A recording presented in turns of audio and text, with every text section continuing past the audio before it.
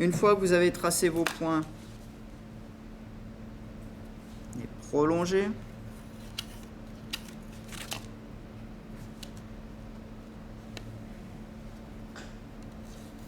Voilà. Et là, j'ai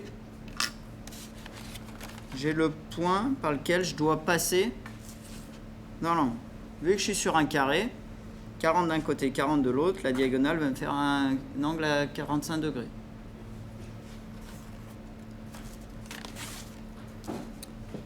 Comment vous pourriez faire pour couper cette diagonale? Donnez-moi les techniques. Alban, tu t'y prendrais comment? Je mettrai la règle. Ouais. Plaquage. Règle, scie à plaquage. Ça fonctionne, c'est ce qu'on va faire pour faire une première coupe. Ça, c'est une technique qui marche. Encore une fois, moi, je vous conseille, pour éviter que ça bouge, de mettre un petit bout de scotch pour pas que les deux morceaux partent. Attention, le filet, on a dit qu'il était plus épais. Donc, la règle va appuyer sur le filet, mais pas sur le plaquage. Donc, il va falloir être bien régulier. Et surtout, quand je vais couper, j'ai pas le droit à l'erreur, puisque je vais couper les deux à la fois. Si je coupe pas toujours au même endroit, ça va faire un trou. On essaye. On se met bien, on met sa règle. Alors pareil, il faut bien se mettre le nez dessus.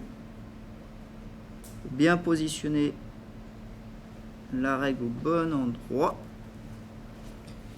Je prends ma scie.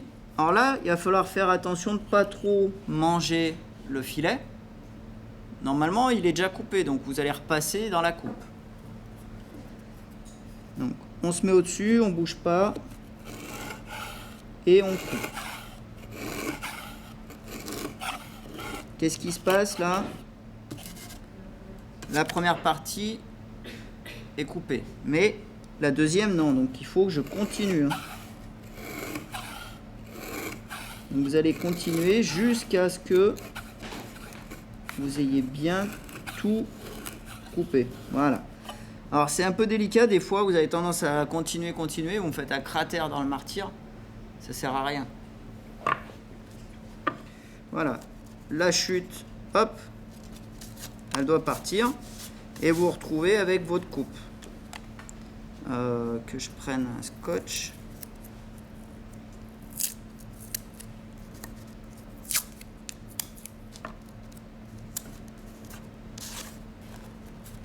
Ma coupe, elle est faite.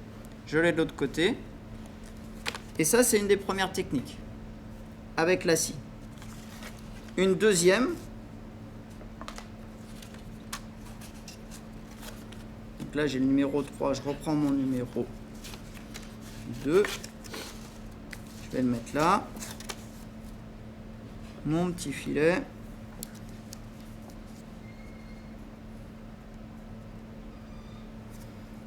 Ce que vous pouvez faire, c'est couper le filet avant de mettre la frise. Aussi.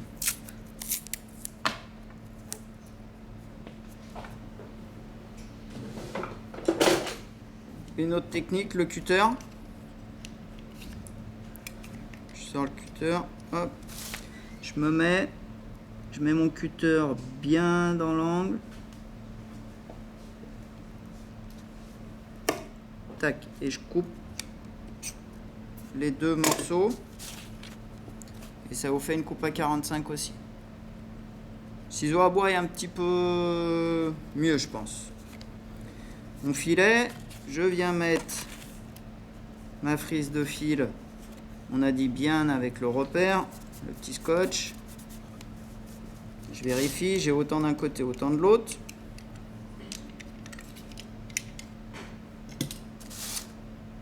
Pour pas que ça bouge, un petit scotch. Et là, on va faire une autre technique qui est à base du fer de rabot. Vous avez tous un rabot, logiquement. On va utiliser le fer du rabot. Donc, on a le contre-fer qui est maintenu avec le coin de blocage. Je desserre. Voilà, je desserre. Je récupère le contre-fer, c'est celui qui est bombé, et le fer. Là, en fait, j'ai un gros ciseau bien large.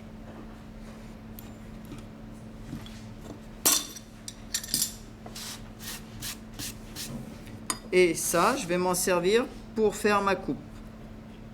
Par contre, vous voyez, là, mon fer de rabot n'est pas assez large pour couper tout d'un coup. Normalement, comme je vais recouper à l'extérieur, j'aurai quand même suffisamment de coupe avec le fer de rabot. Même opération, je vais tracer tout le tour. Si je retrouve mon réglet,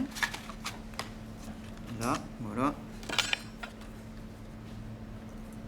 On a dit 40. 40.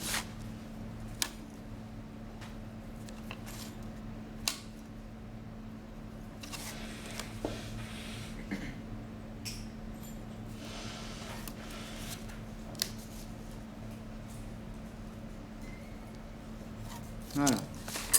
J'ai mon point de repère dans l'angle. Cette fois-ci, je vais tracer parce que mon fer de rabot n'est pas assez long.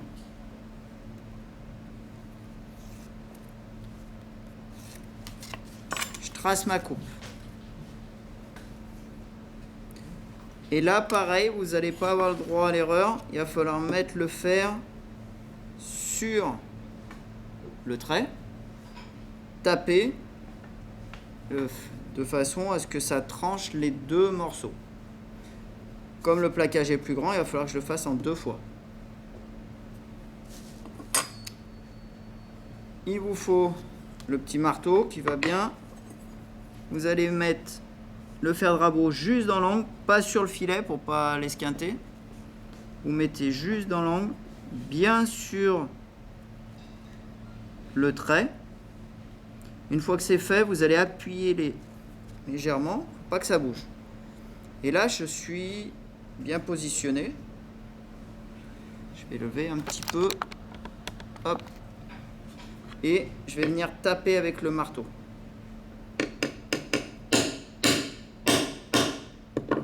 Vous voyez, le plaquage il s'est levé un petit peu. Il est coupé là. Je vérifie que l'autre aussi. Voilà, ça sert à rien d'aller faire un cratère dans le martyr non plus. Hein. Une fois que c'est fait, je récupère. Et là, encore une fois, bien délicat, je reviens prendre le prolongement de ma coupe.